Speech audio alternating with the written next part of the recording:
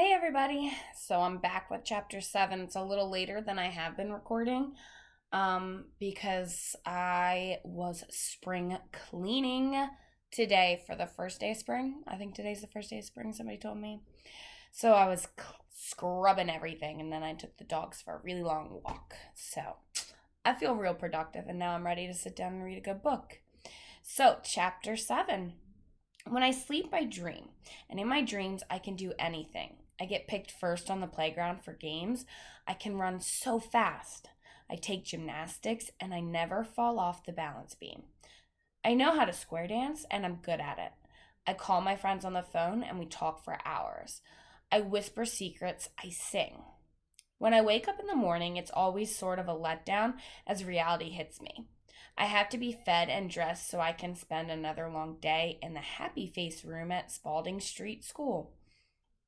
Along with the assortment of teachers we've had in room H5, there have been more classroom aides than I can count. These aides, usually one guy to help with the boys and one lady to help with the girls, do stuff like take us to the bathroom or change diapers on kids like Ashley and Carl. Feed us at lunch, wheel us where we need to go, wipe mouths, and give hugs. I don't think they get paid very much because they never stay very long, but they should get $1 million. What they do is really hard, and I don't think most folks get that.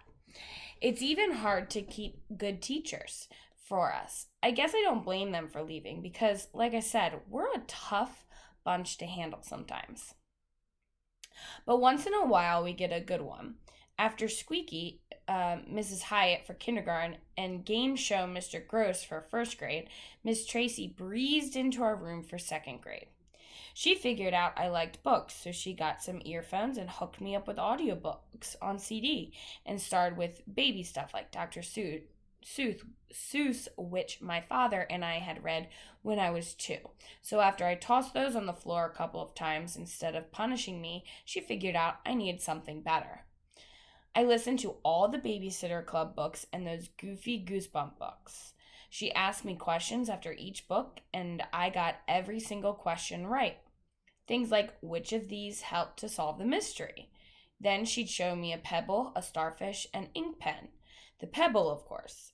She'd cheer after we'd gone through the questions and then hook me up to another book.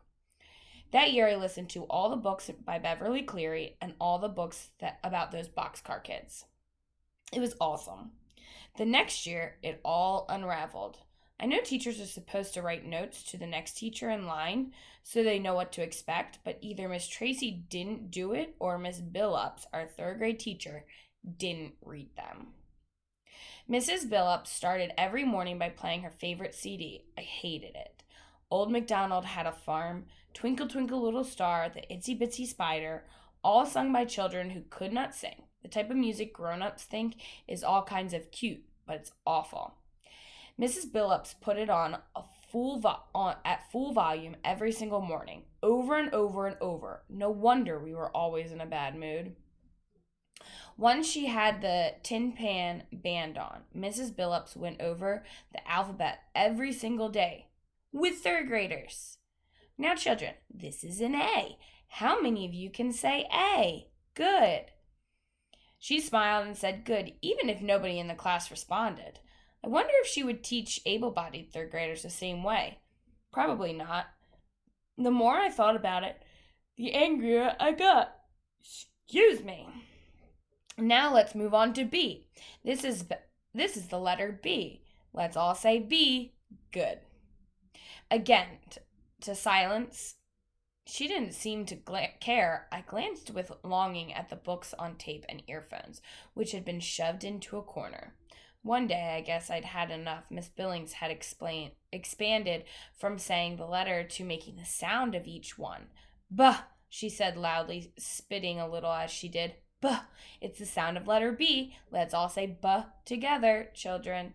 Then Maria, who was always in a good mood, started throwing crayons. Willie began to babble, and I bellowed. I may not be able to make clear sounds, but I can make a lot of noise. I screamed because I hated stuff that was just plain stupid. I screeched because I couldn't talk and tell her to shut up. And that made me cry because I'd never be able to tell anyone what I was really thinking. So I screamed and yelled and shrieked. I cried like a 2-year-old. I would not stop. Then my tornado explosion took over. I flailed and jerked and basically spazzed out. I kicked so hard that my shoes popped out of the foot straps on my chair, then made me tilt to one side, and I screamed even louder. Mrs. Billups didn't know what to do. She tried to calm me down, but I didn't want to be calm. Even the aides couldn't stop me. Jill and Maria started to cry. Even Ashley, dressed in yellow that day, looked upset. Freddie spun his chair around in circles, glancing sideways at me fearfully. Carl hollered for lunch, then he pooped in his pants again. The whole class was out of control, and I kept screeching. The teacher called Mrs. Anthony, the principal, whose eyes got wide as she opened her door. She took one look at the situation and said tersely, "Call her mother." And she could not have left more quickly. A moment later, the teacher had my mother on the phone. "Miss Brooks, this is Melody's teacher, Anastasia Billups. Can you come to the school right away?" I knew my mother had to be worried. Was I sick, bleeding, dead? "No, she's not ill. She's fine, we think," Miss Billups was saying in her most professional-sounding teacher voice. "We just can't get her to stop screaming. She's got the whole class in an uproar."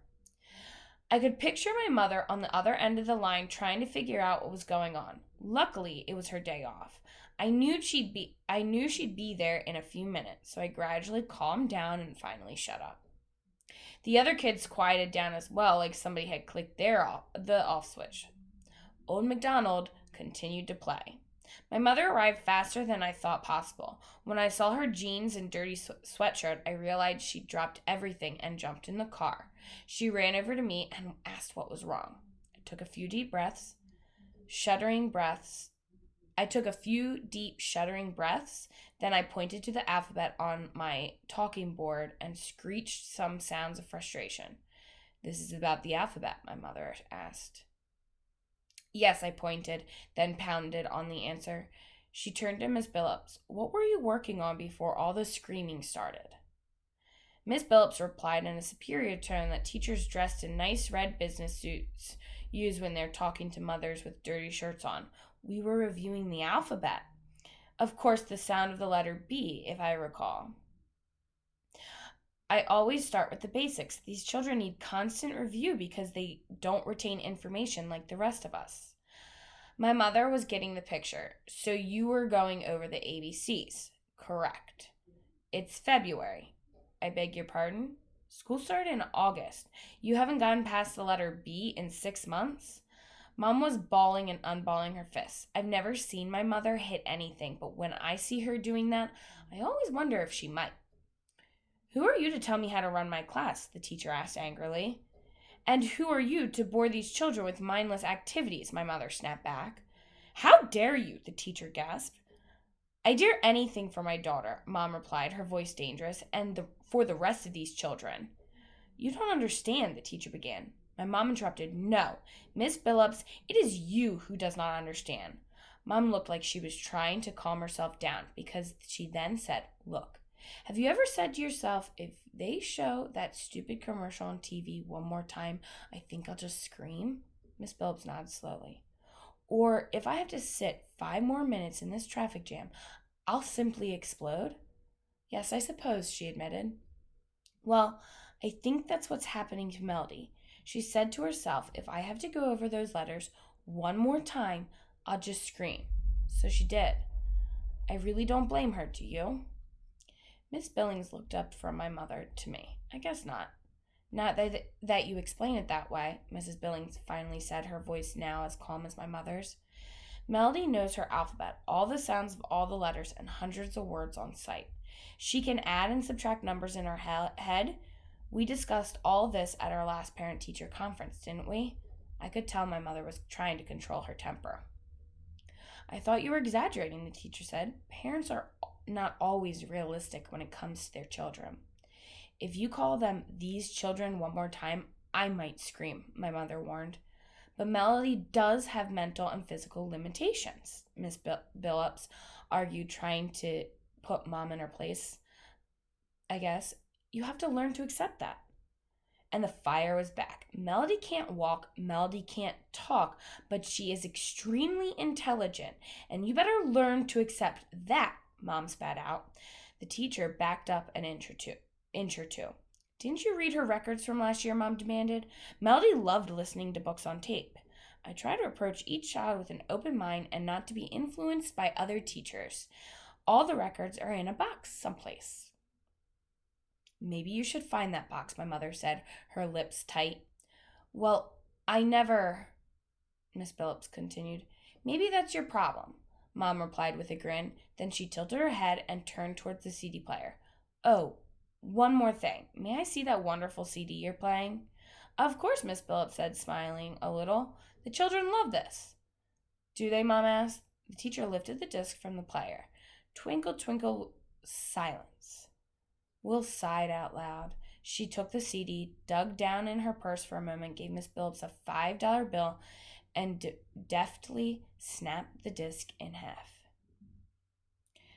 That music was cruel and unusual punishment. Freddie and Maria cheered. Gloria whispered, "Thank you."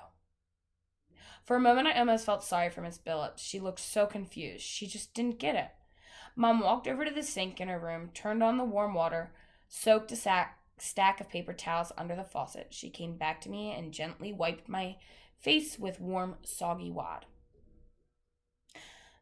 Nothing had ever felt so soothing. She then brushed my hair, adjusted the straps and buckles on my chair, gave me a quick hug, and went home. Miss Phillips quit her job after spring break, so we ended up with a series of subs till the end of the year. I think she had figured it would be easier to work with people who were dumber than she was. She was wrong. Go, Mom. Coming in the clutch. I really liked that chapter too. Hope you guys did too.